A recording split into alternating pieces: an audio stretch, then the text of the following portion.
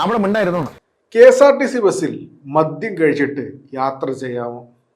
ഇങ്ങനത്തെ ഒരു ചോദ്യം ഗതാഗത മന്ത്രിയോടാണ് മാധ്യമപ്രവർത്തകർ ചോദിച്ചത്.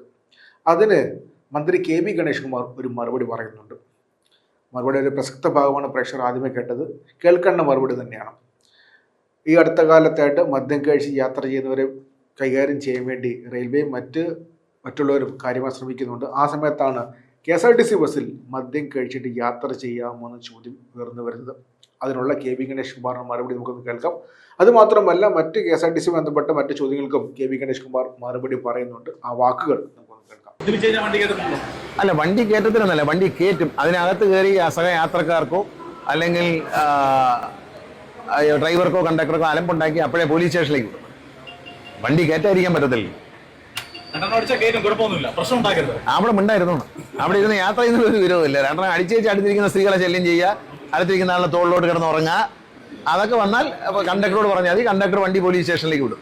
വേറെ കുഴപ്പമൊന്നും. അല്ലാതെ ഇറക്കി അവിടെ കണ്ടക്ടർമാരത് കണ്ടക്ടറെ വഴക്ക് പറയുക, ചീത്ത പറയുക, അതൊക്കെ വരുമ്പോൾ അവർക്ക് നേരെ പോലീസ് സ്റ്റേഷനിൽ കൊണ്ടുപോകാൻ അനുവാദം കൊടുത്തിട്ടുണ്ട്. ഏത്?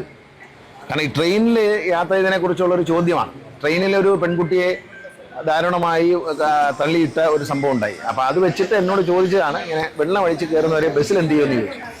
അപ്പോൾ പോലീസ് സ്റ്റേഷനിലേക്ക് വിടാനായിട്ട് കണ്ടക്ടർമാർക്ക് നിർദ്ദേശം കൊടുത്തു. കാര്യങ്ങളൊക്കെ നടക്കുന്നില്ലേ? എറണാകുളത്തെ മത്സര ഓട്ടം കുറഞ്ഞില്ലേ? ഇപ്പോൾ ആളുകൾ സമാനം ഉണ്ടല്ലോ. സമരം അവിടെ നടന്നോട്ട് കുഴപ്പം. സമരമൊക്കെ അപ്പോഴേ പിൻവലിച്ചു. കാരണം 15 വണ്ടി വന്ന് ഇറങ്ങിയപ്പോഴത്തേക്ക് അതങ്ങ് പിൻവലിച്ചു. കുഴപ്പമൊന്നുമില്ല. KSRTC വണ്ടി കൊണ്ടുപോകില്ല, അവിടെ തന്നെ ഉണ്ടാവും. കൂടുതൽ വണ്ടികൾ ചിലപ്പോൾ അടുത്ത ദിവസങ്ങൾ വരും. പിറവത്തുനിന്ന് ചോറ്റാനിക്കര വഴി ഒരു പെൺകുട്ടി എനിക്കൊരു തുറന്ന കത്ത് എഴുതിയിരുന്നു, മനോരമ ഓൺലൈൻ. ആ കത്തിൻ്റെ അടിസ്ഥാനത്തിൽ ചോറ്റാനിക്കര കുറച്ച് ദേശസാൽകൃത പ്രദേശമുണ്ട്, ആ റോഡ്, അതിലൂടെ പിറവത്തുനിന്ന് വണ്ടി ഓടിക്കാൻ നിർദ്ദേശം കൊടുത്തു. ആ കുട്ടി പറഞ്ഞ സമയം നോക്കാൻ പറഞ്ഞിട്ടുണ്ട്. RTOയും പ്രൈവറ്റ് ബസ് ഏതെങ്കിലും ഓടാനുണ്ടെങ്കിൽ അത് ഓടിക്കും. അതല്ല, പ്രൈവറ്റ് ബസ് ഇല്ലാത്ത സ്ഥലമാണെങ്കിൽ KSRTC ബസ് 2 എണ്ണം ഓടിച്ചുകൊള്ളാൻ നമ്മൾ പിറവത്തെ ഡിപ്പോയിലെ ഉദ്യോഗസ്ഥരോട് നിർദ്ദേശം കൊടുത്തു. അപ്പോൾ ആ പ്രശ്നം പരിഹരിച്ചു. ഇനി മൂന്നാറിലെ പ്രശ്നമേ ഉള്ളൂ. അത് മുഖ്യമന്ത്രി നേരിട്ട് ഇന്ന് മുഖ്യമന്ത്രിയായിട്ട് സംസാരിച്ചു. അദ്ദേഹം നേരിട്ട് അതിൽ ഇടപെട്ടിരിക്കുകയാണ്. കോടതി ഇടപെട്ടതറിയില്ല, മുഖ്യമന്ത്രി നേരിട്ട്. കാരണം മുഖ്യമന്ത്രിയായിട്ട് രാവിലെ ഞാൻ സംസാരിച്ചിരുന്നു, ടൂറിസം മന്ത്രിയായിട്ട് സംസാരിച്ചു. അപ്പോൾ മുഖ്യമന്ത്രി നേരിട്ട് അക്കാര്യത്തിൽ ഇടപെട്ടില്ല. അതിനകത്ത് അത് അംഗീകരിക്കാൻ തയ്യാറല്ല എന്നുള്ള നിലപാടാണ് മുഖ്യമന്ത്രിക്കുള്ളത്. മുഖ്യമന്ത്രി നേരിട്ട് ഇടപെടുകയാണ്. അതിനോടൊപ്പം മോട്ടോർ വെഹിക്കിൾ ഡിപ്പാർട്ട്മെന്റ് ഇടപെടും. മുഖ്യമന്ത്രി ഇടപെട്ട് കഴിഞ്ഞാൽ പിന്നെ അതിനകത്ത് ഇനി ആശങ്കയുടെ കാര്യമില്ല. മുഖ്യമന്ത്രി അത് റദ്ദാക്കും. അത് അത്തരം കാര്യങ്ങൾ ചെയ്യുന്നവർക്കെതിരെ നടപടി ഉണ്ടാവും. ഈ ഊബറിൻ്റെ കാര്യത്തിൽ ഒരു ഇൻ്റഗ്രേറ്റഡ് പോളിസി രൂപീകരിക്കണമായിരുന്നു ട്രാൻസ്പോർട്ട് ഡിപ്പാർട്ട്മെൻറ്റ്. അത് രൂപീകരിച്ചിട്ടുണ്ട്. അപ്പോൾ ഊബർ രജിസ്ട്രേഷൻ ഇതിനകത്ത് ഈ ഊബറും ഓല എന്ന് പറഞ്ഞ 2 കമ്പനി വളരെ പ്രധാനപ്പെട്ടാണ്. ഇവർ കേരളത്തിൽ രജിസ്റ്റർ ചെയ്തിട്ടില്ല. അതിൽ ഒരു കമ്പനി, 3 കമ്പനി ഉള്ളതിൽ ഒരു കമ്പനി രജിസ്റ്റർ ചെയ്യുന്നുണ്ട്.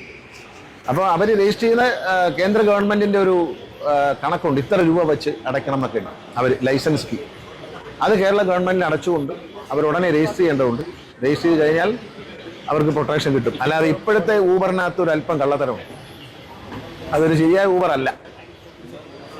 അപ്പോൾ അതിന് നിയമപരമായ സാധ്യത വരണമെങ്കിൽ അവർ state transport authority STA permission വാങ്ങിക്കും. ഇത് കേന്ദ്ര നിയമമാണ്.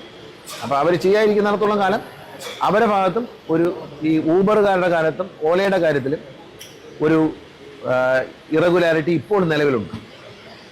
ഒരു കമ്പനി മാത്രമേ അപേക്ഷ തന്നിട്ടുള്ളൂ. മറ്റു 2 അപേക്ഷ തരണം. ആ അംഗീകാരം കിട്ടിയതിന് ശേഷമേ ഊബർ എന്ന് പറഞ്ഞ് ഓടാനും. ഇപ്പോഴും ഊബർ എന്ന് പറയുന്നത് ഗുണ്ടായിസം ശരിയല്ല, പക്ഷേ ഇതിനകത്ത് ഈ 2 കമ്പനികൾ അംഗീകാരം നേടിയിട്ടില്ല. കേന്ദ്ര നിയമം അനുസരിച്ചുള്ള അംഗീകാരം സംസ്ഥാന സർക്കാരിലെ സ്റ്റേറ്റ് ട്രാൻസ്പോർട്ട് അതോറിറ്റിയുടെ വാങ്ങേണ്ടതുണ്ട്. അത് വാങ്ങാം, നിയമപരമായിട്ട് അവർക്ക് വാങ്ങാന്നുള്ളൂ. അവരെ ഫീസ് അടയ്ക്കണം. പുതിയ ഫീസ് ഇപ്പം നിശ്ചയിച്ചിട്ടുണ്ട്. ഈ മാസം കേന്ദ്ര ഗവൺമെൻറ് ഫീസ് വർദ്ധിപ്പിച്ചിട്ടുണ്ട്.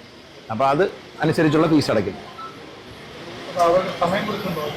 പിന്നെ അവർ അപേക്ഷിക്കണം. അപേക്ഷിച്ചില്ലെങ്കിൽ ഈ തടയപ്പെടും. അല്ല, അപേക്ഷിക്കാത്തിടത്തോളം ഇല്ലീഗലാണ്. വെറുതെ ഒരു ആപ്പ് ഡൗൺലോഡ് ചെയ്തതുകൊണ്ട് ഒരാൾക്ക് ഊബർ ഡ്രൈവർ ആവാൻ പറ്റത്തില്ല. അപ്പോൾ ഊബറായി മാറുമ്പോഴേക്കും സ്വാഭാവികമായിട്ട് ആ വണ്ടികളുടെ ഇൻഷുറൻസ്, പിന്നെ അതിൻ്റെ ടാക്സ്, എല്ലാ രജിസ്ട്രേഷൻ, എല്ലാ കാര്യങ്ങളും ഈ ഡ്രൈവർ അപ്ലോഡ് ചെയ്യണം. എങ്കിൽ മാത്രമേ ആ വണ്ടിക്ക് ഊബറിൻ്റെ ആപ്പിനകത്ത് റൺ ചെയ്യാൻ പറ്റത്തുള്ളൂ, അല്ലാതെ അവരപ്പറേ ബ്ലോക്ക് ചെയ്യും.